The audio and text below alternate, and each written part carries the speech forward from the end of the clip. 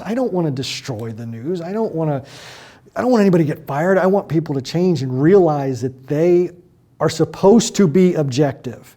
I challenge you to stop thinking in terms of objective journalism, and we'll discuss why that's not really feasible anymore. I don't really care if people trust us or not. You still got to do your job. So, that's the least of my concerns, whether they trust me or not. Objectivity and trust are two of the cornerstones of journalism.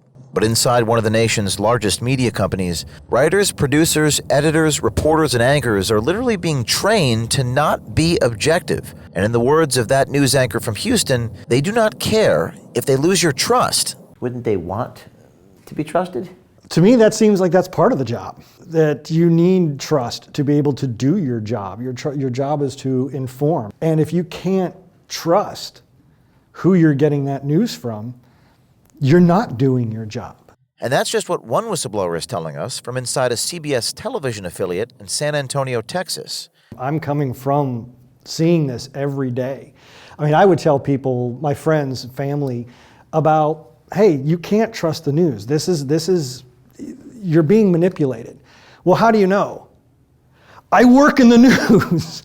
Brett Mauser is a promotions producer at KNS5, which is owned by Tegna. Tegna is a media company that owns 64 television stations and 2 radio stations in 51 markets and boasts a reach of 39% of all TV households nationwide. Ironically, on its website, Tegna says it produces trusted, impactful, and innovative content that helps bring positive change to their communities.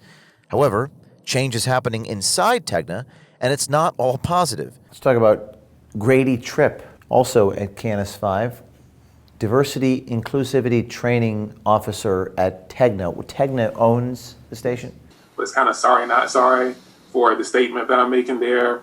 At this point, if you're not listening to a podcast or looking at a video or reading any of the information that's out as far as equality and social justice and race, you don't care. And I don't know how else to say it because it's there. We're going to be holding stations accountable because we know it's important to the organization.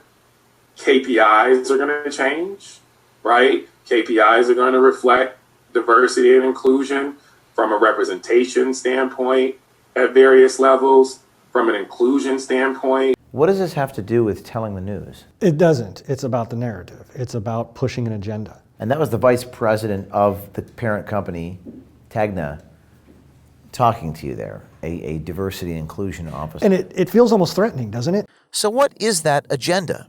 Well, it apparently involves telling journalists that being factual and objective is racist. Influence is synonymous with power, how much influence you can have. So power is the ability to influence outcomes and affect others. So we know that. And then first, let's define power a little bit more closely. Because we want you to think, how can you use your power to create the newsroom you deserve? So this is Poynter Institute, has brought in Donna Lowry, training the newsroom about oppressor versus oppressed, power dynamics in the news. Yes, and this is what really caught my attention. This was a 3-day training. The first half hour of the first day, I was like, okay, maybe this isn't, maybe I'm blowing this out of proportion, maybe this isn't that big. But halfway through, after they started telling us, okay, we need you to take age, race, sexual orientation, and put them in order of importance to you, how you see the power dynamic. It just hit me like a ton of bricks. And I thought, it's dividing oppressor into oppressed. Much of what we're going to talk about today is going to center around the main code of ethics of journalism. And a couple of things. During this workshop and throughout your day, I challenge you to stop thinking in terms of objective journalism, and we'll discuss why that's not really feasible anymore, but in terms of accuracy, fairness, and transparency. Always striving for objectivity is not feasible. That was the one that blew my mind. That you're now teaching journalists at a national level, don't be objective. And to me, that was what journalism always was, to be objective. And in my mind, if journalism is not objective, It's not journalism, it's propaganda. What exactly are they teaching you to do if not to do objective journalism? There is a truth, a narrative that everyone basically comes out of college nowadays with. And the other side is to be dismissed, is to be ignored and looked at as a hoax. And it is this agenda that is being forced down every station's throat now. This mindset has been able to grow and infect what was supposed to be the fourth pillar of society.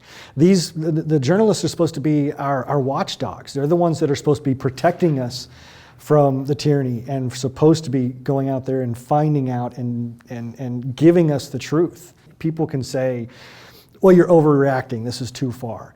Well, as a history buff, I don't know what to tell them. I don't know what to tell you because it's happened before. It happened in Germany, it happened in Russia, and we're seeing it happen now, dividing people in. Why do you think they were putting people in a checkbox? In order the importance of race to you. Is race more important than age? Why do we need to put people in boxes like that? And the reason is they want to divide us. Are you afraid doing this? What do you hope comes out of this? I'll be honest. I hope that KENS 5 will change. I hope that at the very least that Jack and the news team will say, you know what? We do have a problem. We do have an issue here and it needs to be addressed. I don't want to destroy the news. I don't want anybody to get fired. I want people to change and realize that they are supposed to be objective, that they are being told by another company, by their parent company, to not be objective, to be divisive, and I want them to just admit they have a problem. Sounds to me like you want them to be reformed, Yeah. which is precisely what our mission is at Veritas.